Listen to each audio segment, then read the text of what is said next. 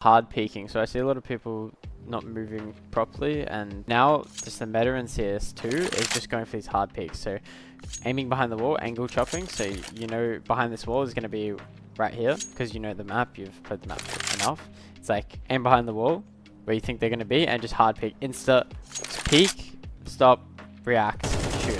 For example, instead of going like that where he sees my, because I'm close to the wall as well, he can see me first, so he'll see me and just spray me down in my body right now. Like, he can fully see me right now. Like, he can see the side of my body.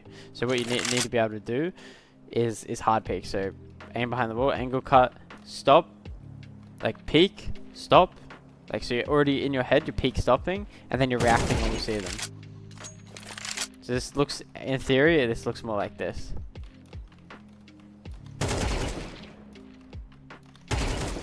Kind of like that, and it looks like a pre-fire on their screen, but you actually just, you know you're gonna peek, but you don't know where they're gonna be, so you're just peeking and then you're reacting. So you're peeking, reacting.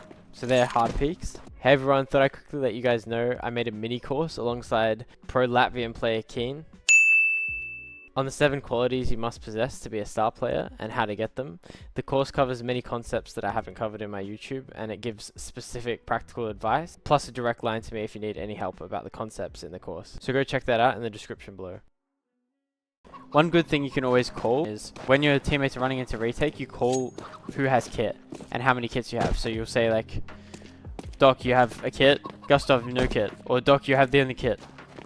It's so your teammates know, and they don't have to look down at the bottom of their screen to see if they have a kit or who has a kit, or you can just organize this for them as the dead person. So don't just go AFK after you're dead and like scroll TikTok. Focus on the game and help your teammates, and because they can't see everyone's information, whereas you can click through everyone. So make sure you're always, especially as an IGL, clicking through all your teammates, seeing what they're all doing, helping them out with your comms.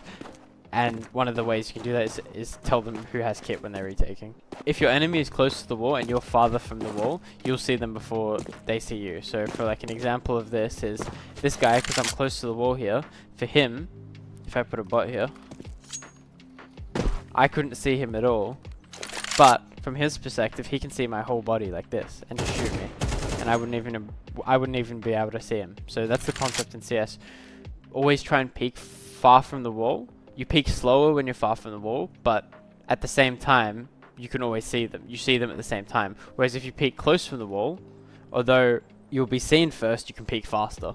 So peeking close to the wall like this will be faster, but further from the wall, you'll see it at the same time. So it kind of evens out. You must be aware of this, and you have to also hard peek when you're closest to the wall always, rather than like going like this and doing these kind of peeks, which you can do more so when you're further away from the wall. So I have an interesting concept that I saw JL do, and he was super low HP and around, and what he did is he knew there was a guy here who was like, I think full HP or half HP, and what he did, he was low HP, is just do a crouch pre-fire close wall. So you literally just go like this, and just pre-fire where you think they're gonna be. So you like aim through the wall and just go like this, and it looks super weird because you start shooting before here, and you might even tag them, and they might just get surprised.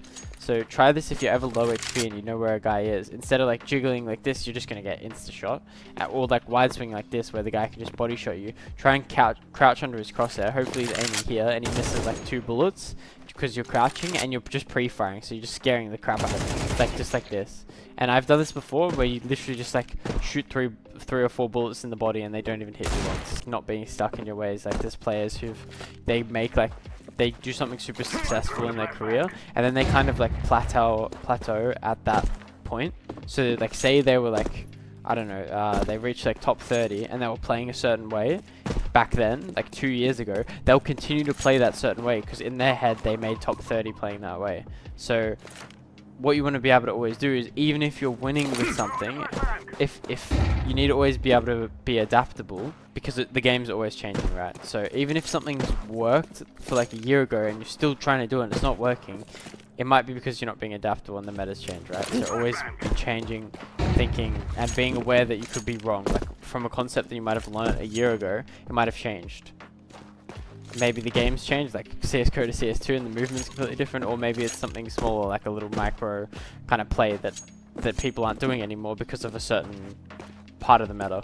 It's kind of like going to the gym. Instead of doing a compound exercise, you do like a targeted exercise for, say, your chest. It's like a specific machine. Well, that's the same as doing like aimbots and practicing the jump slide or doing a pre-fire map.